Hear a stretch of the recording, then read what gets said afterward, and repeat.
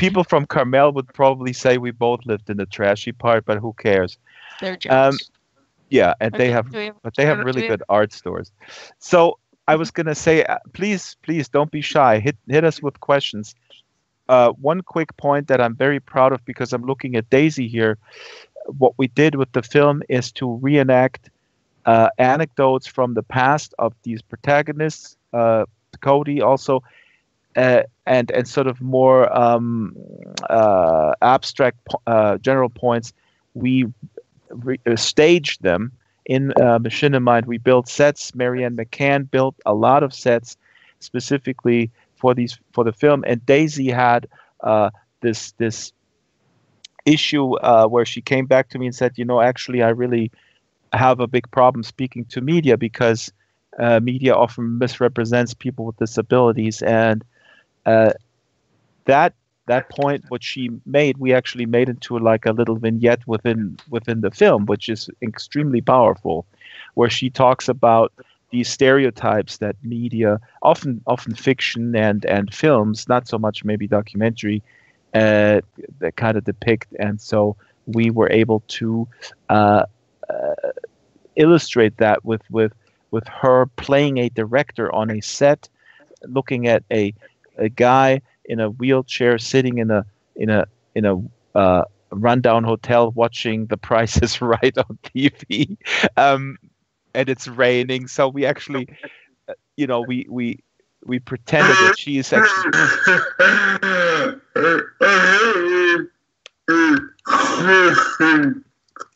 Yes.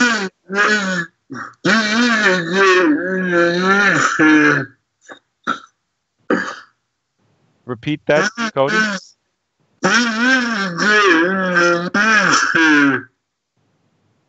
Oh, your voice is distorting today. I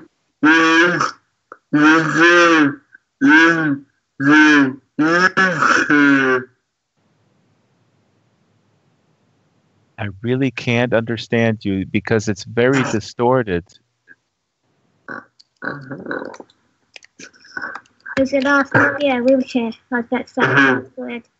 Wheelchair, yeah. Oh, now I got feedback too. Oh, crap. Hold on, let me take this other question here.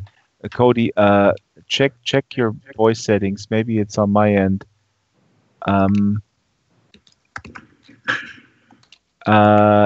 Sila said, what's the point of asking questions if it turns out you are not crazy? Well, that's a good question, Sila. I don't know. Maybe I am crazy. We all are. So, maybe I'm just pretending I'm not. Well, you're just louder than the rest of us. Those inner voices stay in the head, not out the mouth. So it looks like there was a few questions. And I was trying to scroll. And Cody, thank you for trying to ask us something. I suspect that we're going to have to develop more opportunities to be able to share with folks. So, any other questions that came up? People are very shy. So let me throw out there an anecdote because Cody's here. We reenacted Codys Drowning. Cody almost died as a baby. And I had asked Cody if he would be willing to basically reenact that in Second Life, build a set of his family's home in Palm Springs, and we would reenact that. And it was actually really fantastic, and it was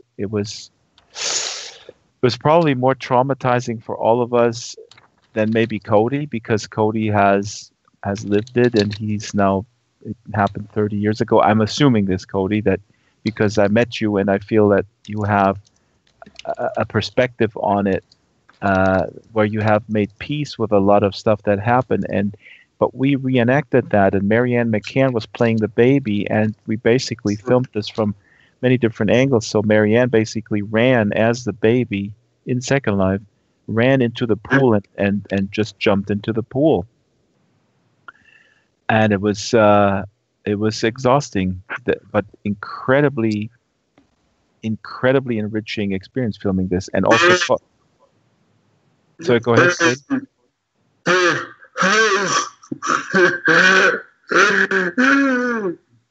What I found.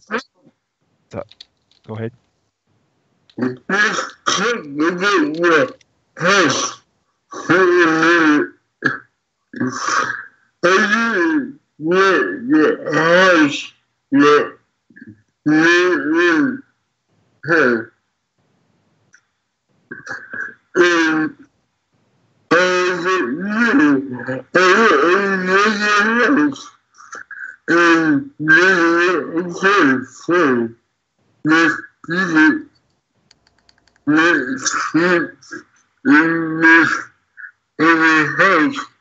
Right. Cody, I cannot. Your voice is super distorted today. That's not. It's not you. It's the voice. There's something. So, but I think because you're talking about the house, I was going to say that too. It was really cool when we showed Cody the set. So he supplied us with some pictures from the Palm Springs house, and then we built the set. And then Cody shows up on the set. We had it all set. It's like, okay, let's start filming. And then Cody says, "I don't like that house." Right, and then we were like, okay, what do you mean? Well, I like the neighbor's house better. The neighbor's house should be our house, and the house that with the pool, that should be the neighbor's house. And Maryann, I knew it. Maryann was like, oh God, I gotta redo all this, and then we redid it, and then the other part, and it was for the better though. It was for the better because Cody identified this house as it was much more like his real house. And the second part was your mother, who was played by Daisy, I believe. You supplied pictures of your mother at the time. Exactly. And then we had some. Daisy was dressed, and then Cody was saying like, no. She had a different sweater, and her hair was different. And we were all frantically looking on Second Life Marketplace for the hair and the sweater. Daisy changed clothes 20 times. Oh, that's great. Well, Cody, I appreciate that you're trying to get it realistic and fantasy formed for you in this regard. I mean, this is an aspect of this collaborative part of it, where it was very loose. Like it wasn't loose, but on the set, we were all collaborating. We were. You know what? Actually, somebody asked. Who asked about the follow-up? Beth asked about what your follow-up will be.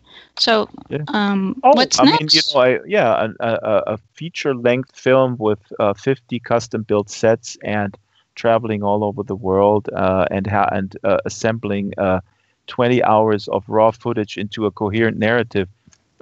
I do that every weekend. So the next project, no, but this is really very, very labor intensive. And of course, that was a good one, Cody, right? Is that my stand-up? Cody's my manager of my new stand-up career. That's my new career. I'm done with movies.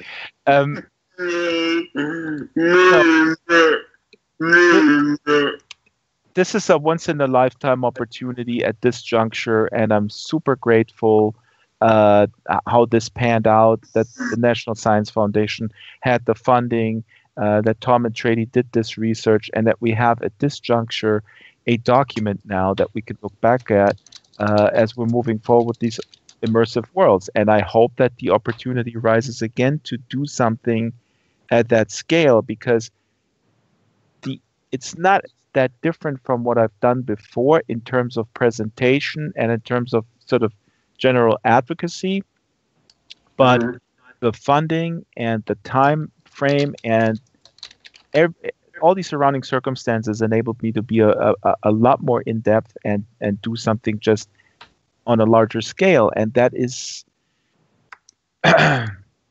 that's awesome. So what's next concretely is 3 Second Life videos by the end of the year. There's going to be 4 shorter Second Life videos again, of my tried and true format, and there's going to be 3 cents.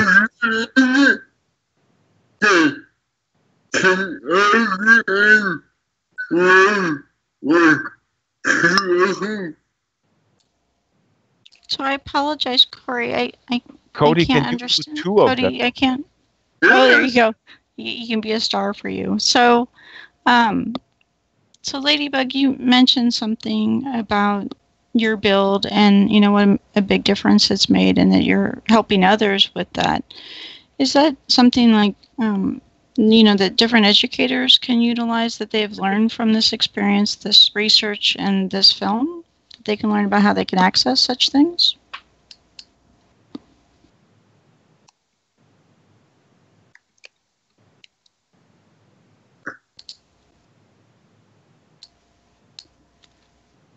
Excellent. And then the rest, Tom and Donna, did I see passing out and fainting when we asked what's next for you guys? Maybe a small vacation, lots of ice cream, and lots of kudos at this time, because this has made a really big impact on so many people's lives to share the experiences, and hopefully to inspire others. And as there we go, advocacy offer. That's the thing that we all have learned from your work, is to be advocates for other people. And I think that that's something that's extremely special, and a gift that you've given us all. All right. I think I have to go to bed now. Okay. That's great. End the show. Excellent. Thank you. Excellent. Ice cream and sweet dreams. And thank you very much. And I would like to thank the whole Inside the Avatar Studio team. You guys rock. Thank you very much. And I hope that you get to join us again soon. Please take care and sweet dreams.